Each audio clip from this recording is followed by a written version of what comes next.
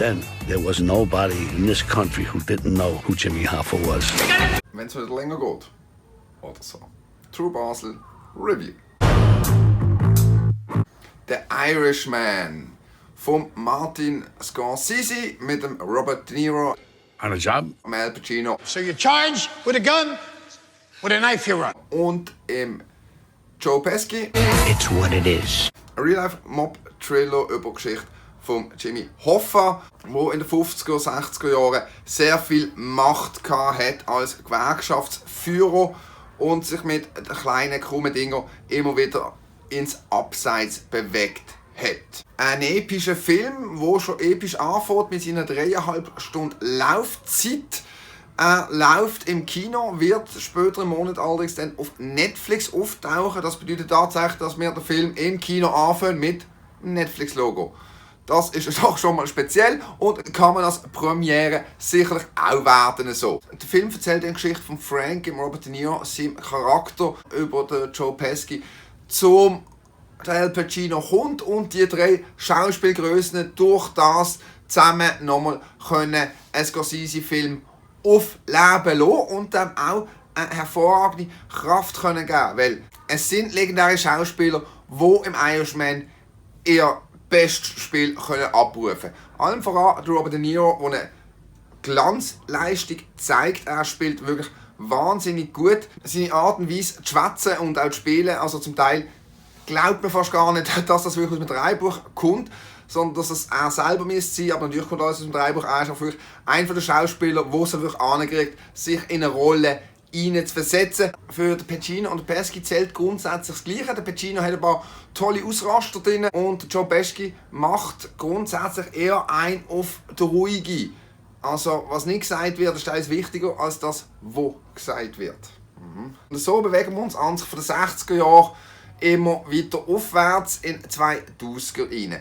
Wie gesagt, die Zeiten sind episch und das durch den Robert De Niro und den Pacino und den Pesci in den 60er Jahren, als er dementsprechend jung ausgesehen, hat man zum digitalen De-Aging gegriffen. Ein Verfahren, das auch schon oft gebraucht worden ist, allerdings ironischerweise perfektioniert worden ist von Marvel, vor allen Dingen im Captain Marvel. Also wenn wir uns jetzt den Vergleich ziehen zwischen Samuel L. Jackson als Junge und Robert De Niro als Junge, dann fällt vor allen Dingen auf, dass die Dynamik nicht ganz funktioniert. Klar, da spricht jetzt Motzen auf hohem Niveau und ich habe auch wirklich schon Leute gehört, die gefunden haben, das geht reibungslos drüber. Ich habe gerade am Anfang des Films immer das Gefühl, es geht in eine Richtung Cutscene von einem Game.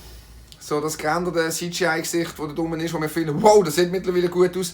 Im Film sieht das dann doch irgendwie speziell deplatziert aus. Dazu sind Körper nicht immer ganz zum Kopf dazu. Also der Körper hat ein anderes Alter als das Gesicht dazu. Das fällt vor allen Dingen auf, wo es mal körperlich ein bisschen zur Sache geht. Ich gehe jetzt gar nicht weiter darauf ein. Auch wenn es nur 3,5 Stunden sind, möchten wir da nicht allzu viel rausspoilern. Weil der Film ist wirklich sehr sehenswert. Es ist ein sehr guter Film. Storytelling vom Scorsese merkt man halt schon, dass er weiss, was er macht. Und durch das ist es jetzt nicht unbedingt so, dass die 3,5 Stunden vorkommen mit 3,5 Stunden.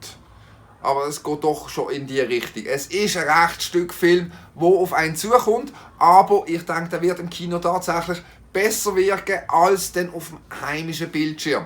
Das ist einfach das Feeling von einer Grossleinwand, wo man halt wirklich bei so einem Film nochmal ein bisschen mehr hat. Und Scorsese, seine Fachrichtung eigentlich mit dem Mobster, passt eigentlich ja auch perfekt. Also, tatsächlich sehr, sehr sehenswert. Was man von dem De-Aging haltet, sei dahingestellt. Mich jetzt gerade zu Beginn vom Film recht rausgeworfen.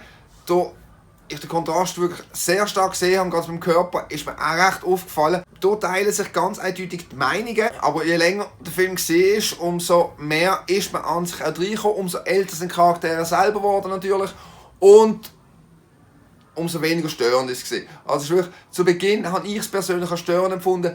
Dürft euch jeder selber dann entscheiden, dürft ihr es gerne kommentieren, wie ihr das empfunden habt, wo ihr das gesehen habt. Das war doch noch eine spannende Angelegenheit. Ein toll gespielter Film, hervorragend inszeniert, gutes Storytelling, großartige Pace, gerade für die Länge vom Film.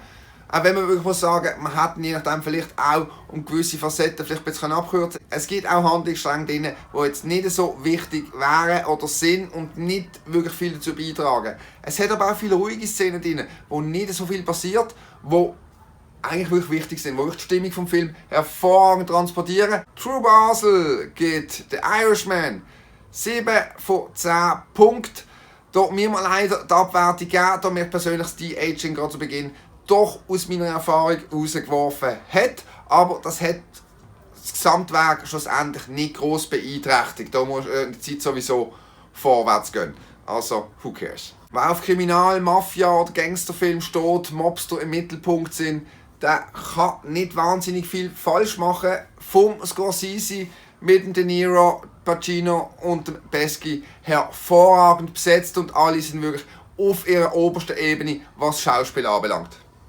Darum, die paar wenige Wochen, die er läuft, ab ins Kino und dann können wir alle auf Netflix noch ein zweites Mal schauen. Wenn ihr jetzt den Irishman auch schon gesehen habt und gleich oder vielleicht ganz anderer Meinung sind, hinterlasst mir doch einen Kommentar, liket mein Video, wenn es euch dann gefallen hat oder noch besser, abonniert mich gerade, damit ihr ja keins von den kommenden Videos mehr verpasst.